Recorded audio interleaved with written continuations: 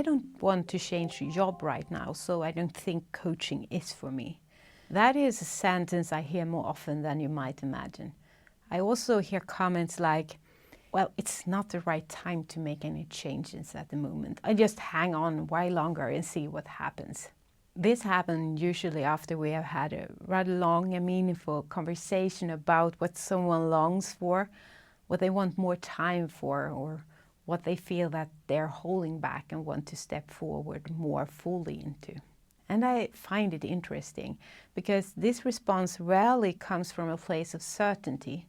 It more often comes from a place of fear. Fear of waking something up inside that might ask for a change. Or a fear that clarity automatically means disruption. However, here's where I'd love to direct both your attention and mine today. Clarity doesn't always lead to a new job. Sometimes it gives you the confidence to stay exactly where you are, with intention, with alignment, and with renewed sense of direction. Yes, sometimes clarity shows you that you have outgrown your environment where you've been dimmed or where you need to take a step into something new. But deciding to stay or deciding to leave, both are acts of leadership, both are acts of courage, and both comes from the same place, listening and acting on what is true for you, what is aligned with your vision, your values, and allowing that inner truth to steer your focus and perspective. Developing confidence in how you lead yourself and others is one of the most powerful ways to lead with both clarity, authenticity, and trust, especially because it helps you to show up with less stress and more calmness. Welcome to Confident Leadership in Color, a podcast for leaders who want to show up with confidence, authenticity, and genuine empathy. I'm Hannah Saxmy, leadership coach and speaker, here to boost you in your leadership. There I was, tucked away in a cloakroom in Stockholm, sitting on an old travel trunk that looked as if it had been traveling through centuries before ending up underneath me. My back was against the window. A grey and cold December day was just pressing into that from the outside. Inside of me, though, there was a storm, a mix of confusion, frustration, and anger. All was tangled together, pushing me into a full crash state. My mind was looping tight and relentless. All those fears, all those what-ifs, all of them at once. Work at that time felt like a sprint without pauses. Tight deadlines, high expectations, a constant demand to deliver, faster, better, and more.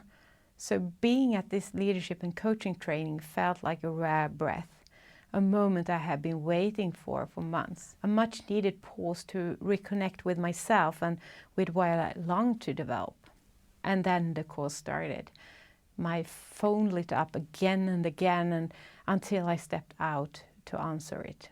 On the other end was my manager, tense and escalating, and suddenly I heard the words that froze everything inside of me. If you don't cancel your training and get back to the office within an hour, I consider it refusal to work. And I personally make sure you lose your job. I went frozen. The call ended and then the tears came. I was in shock. I was in fear and disbelief. And that nagging voice repeated inside of my head, "What's your decision?" My mind was spinning. My decision window was tiny, barely 30 minutes, if I was going to make it back in time. I was terrified about choosing the wrong way.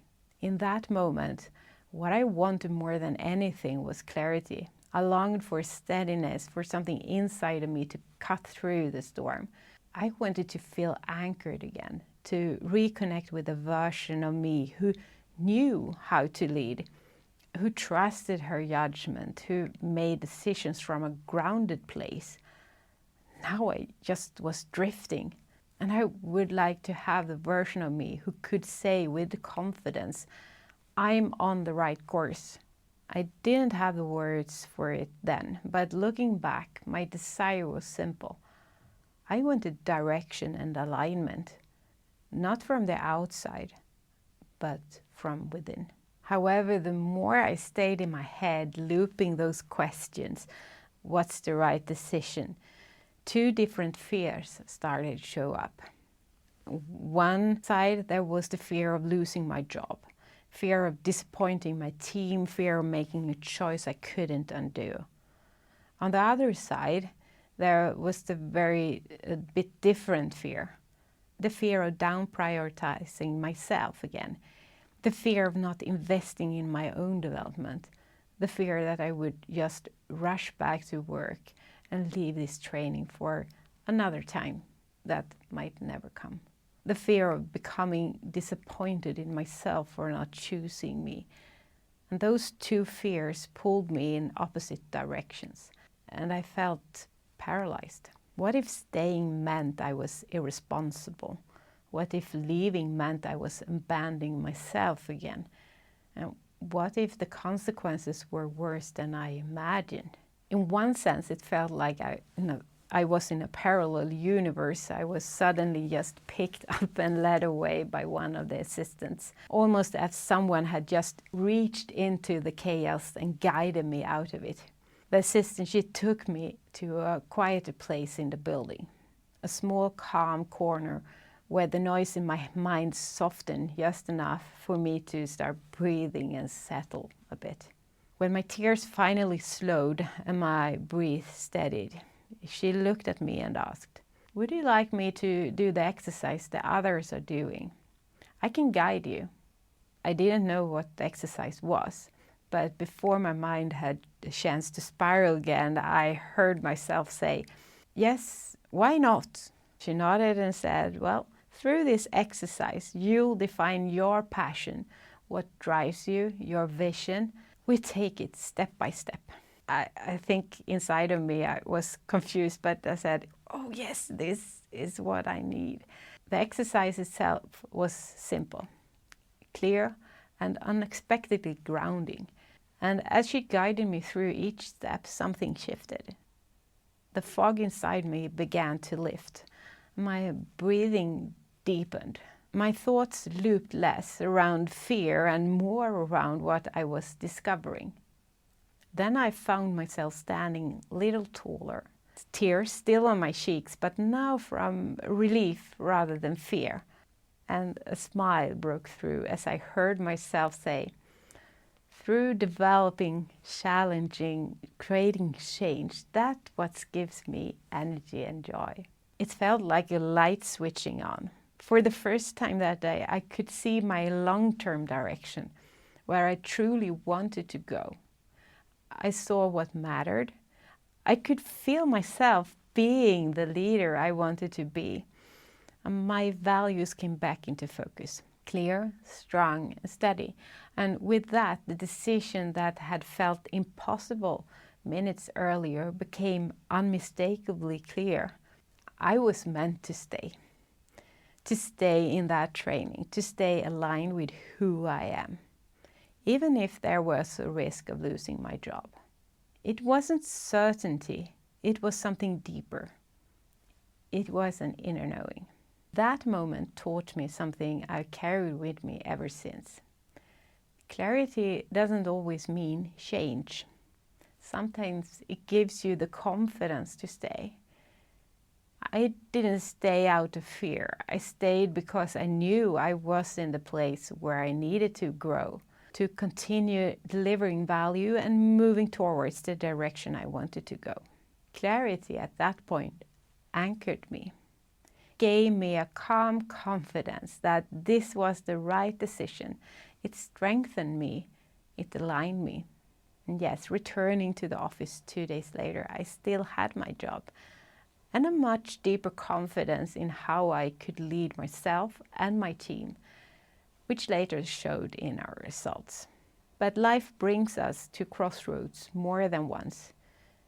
And years later, when I faced a different decision in a different season, clarity showed up in a completely different way. This time, it wasn't anchoring. It was more like setting sails.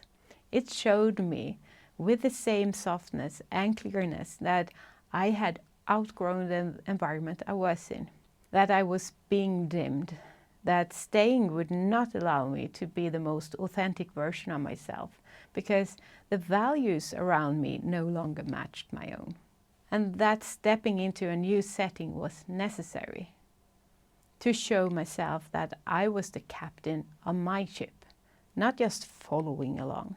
Both experiences came from the same place, listening inward rather than waiting for certainty, and acting on that with confidence. And that is the heart of the episode. You decide your way of movement. You choose whether staying is an act of alignment or whether stepping forward is.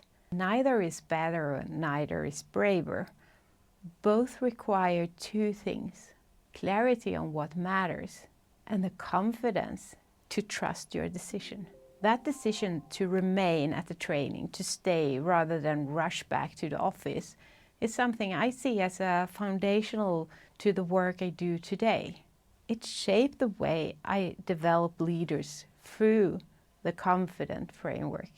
It really taught me deeply and personally why clarity is set to be the first letter. Because clarity holds your values, your vision, and your passion. It helps you to lead yourself from a place of inner truth before you lead anyone else. So here's my invitation to you this week. Take a moment, even just a few quiet minutes, and tune inward. If you look back on your own life, pick a time where you made a meaningful decision. Do you choose to stay where you were or step into something new? What made you decide? What gave you the sense that this is the right decision for me right now? What was the sentence you told yourself? That quiet inner statement. And could you feel something in your body when this decision landed? Maybe it was bubbling or calm or grounding. Maybe a sense of release. What was guiding you? There is so much wisdom in those moments, and they can be powerful checkpoints when you face new decisions. Have I considered things that truly matters before I act? And you don't need certainty to move forward. You don't need to have the full picture, and you don't need to rush. All you need is a bit of curiosity and the willingness to listen to what your inner knowing has been saying all along. Working on clarity builds beliefs in what's possible. It builds trust that you have the capability to get where you want to go. And as a coach, that's what I help you to do. To step outside your current situation for a moment, to view your life from a new perspective, and to get curious about the wisdom you already carry. When I was preparing for this episode, I came across one of the reviews from a client in one of my group coaching programs. She wrote about the relief that she felt when she had clarified her direction and values. How she realized that she was, in fact, in the right place. Now she wanted to do some important updates in that place. Many of my returning clients want to revisit the vision work again. Not because they got it wrong the first time, but because they have grown. Their context has a bit changed, and now they need updated clarity that reflects who they have become and what they've discovered since the last time. I do this myself regularly. For me, it's important to revisit it often, to remind myself of my vision, my passion, and my values, why this matters, and why it's important. Each time I do it, it lands in me a little deeper. It creates more clarity, it strengthens the direction. It's like taking those early sketches I once scribbled down, rough outlines, loose ideas, and then turning them into far more colorful and vivid, more alive, more me. And because of that, it becomes faster and easier to make decisions. Decisions that come from curiosity and confidence rather than fear and scarcity. This is why clarity is always the starting point in my programs and in my coaching, because it creates both an anchoring effect and a setting sail effect, sometimes at the very same time. To help you get started, check the description of this episode. You find a clarity workbook there, free to download. And if you're curious about the next step, the next group program begins in January. Send me a message and I share you the details. Or reach out if you want to start a conversation about gaining clarity in your own direction. In the next episode, I'll be joined by a guest, and we talk about how we can lead our teams, our organization, and ourselves less from a state of fear and more from a confident state. Until then, remember, be confident, be you. If you want more confidence, clarity, and color in your leadership, make sure to follow the podcast so you don't miss the next episode.